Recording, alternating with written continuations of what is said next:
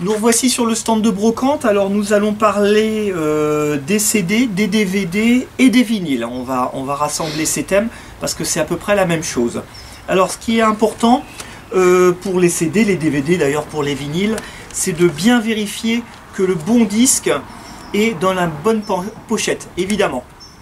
Important aussi, que ce soit les CD ou les DVD, la présentation, ils doivent être accessibles facilement dans des caisses qui ne soient pas serrées, où on puisse voir facilement. Donc là c'est un petit peu juste, donc ne pas hésiter à en retirer un petit peu, à les mettre un petit peu penchés, voilà, de façon à ce que les gens puissent voir les titres, l'intégralité des titres très facilement. Voilà, donc bon, là il y en a sur le côté. Si vous avez un petit peu de place, vous pouvez également les étaler à plat. Voilà, hein, vraiment que ce soit accessible. Là, j'ai mis un coffret, vous voyez, une belle petite présentation pour le mettre en valeur.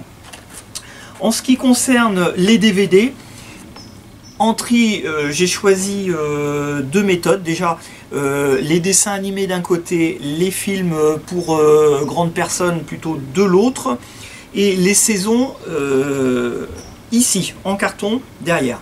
Alors, vous pouvez les mettre sur la tranche avec les titres dans le bon sens. Voilà, comme ça, d'un seul coup d'œil, on peut voir ce qu'il y a, et là, on peut serrer les DVD. En ce qui concerne les saisons, là, je les ai mis droits, mais c'est pareil, ce n'est pas serré, donc on peut y accéder absolument facilement.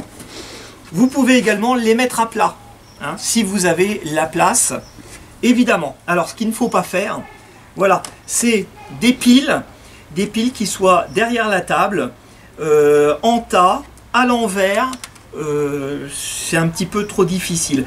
Ne mettez pas aussi, sous prétexte que ça fait un support, ne mettez pas des choses, hein, d'autres objets. Donc là, je le retire, vous voyez, et cette pile-là, c'est pas bon, il faudra la refaire, la mettre déjà avec les CD également, les remettre à l'endroit et correctement. Si vraiment vous n'avez pas de place, n'hésitez pas à les mettre derrière, et au fur et à mesure des ventes, vous en remettez devant facilement. Voilà, donc rien devant ou au-dessus, hein, c'est important. Pour les vinyles, alors c'est exactement le même principe, hein. On trie les grands d'un côté, les petits de l'autre, le prix affiché, toujours très facile à accéder, à vérifier. Voilà, le client peut les voir très facilement. Les grands, c'est pareil, toujours vérifier que la pochette est pleine, c'est important, et dans le bon sens. Voilà, hein. C'est en effet une question de bon sens, tout doit être vraiment accessible. Voilà pour cette partie, nous nous retrouvons tout de suite pour les bijoux, les montres, les timbres, les objets précieux. Merci. Voilà, alors pour cette partie, ce sont les objets un petit peu précieux, les objets à ne pas mettre en premier sur la brocante.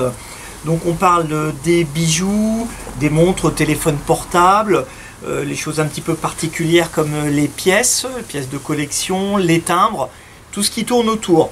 Donc vraiment, ce qui est important, c'est d'avoir un œil dessus. C'est quelque chose qui peut partir rapidement sans être payé.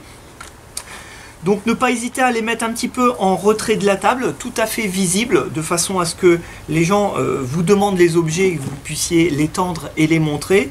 Ainsi vous pouvez également les surveiller. Les bijoux un peu pareil, alors une belle présentation, hein, c'est toujours agréable à voir. Ainsi pour les pièces par exemple de monnaie, hein, une belle présentation. Donc là on a un exemple. On a également les timbres. Alors les timbres, c'est à mettre également pas en tout début de matinée parce que quand il fait humide ça peut les abîmer, mais vous devez les laisser à disposition des gens avec les prix de préférence. Donc voilà, à manier avec précaution également. Voilà, et bien pour cette partie c'est terminé. Nous allons nous retrouver pour la vaisselle. Merci. Voilà, je vous ai reconstitué pour terminer un petit stand de brocante pour la vaisselle. Alors la vaisselle peut se présenter sur la table ou par terre, il n'y a pas de souci. Ce qui est important surtout, c'est qu'elle soit propre. Essayez de présenter quelque chose de propre. Hein, des assiettes, des tasses avec des restes de nourriture, ça ne le fait pas trop pour vendre. Donc affichage des prix si possible. Ce qui est aussi important, c'est l'emballage. Hein. Évidemment, quand vous allez sortir la vaisselle de chez vous pour l'amener sur la brocante, n'hésitez pas à utiliser de l'isobule ou du papier journal. Prenez un stock, parce que pour les gens vendre, pour les gens acheter plutôt, pour ramener, réussir à ramener chez eux de la vaisselle qui ne soit pas cassée, n'hésitez pas à l'emballer proprement. Donc ayez du stock. Donc voilà, étalez bien, faites en sorte que ça soit accessible. Donc ici nous avons encore, vous voyez, n'hésitez pas à laisser les isobules même sur place, comme ça les gens verront que vous pouvez le protéger. La vaisselle, voilà, rien de spécial là-dessus. Alors évidemment, pour tous les objets dont on n'a pas parlé, c'est un petit peu le même principe. Et nous allons donc nous retrouver pour la dernière partie, tout ce qu'il y a un petit peu à savoir autour de la brocante du stand. Voilà, merci.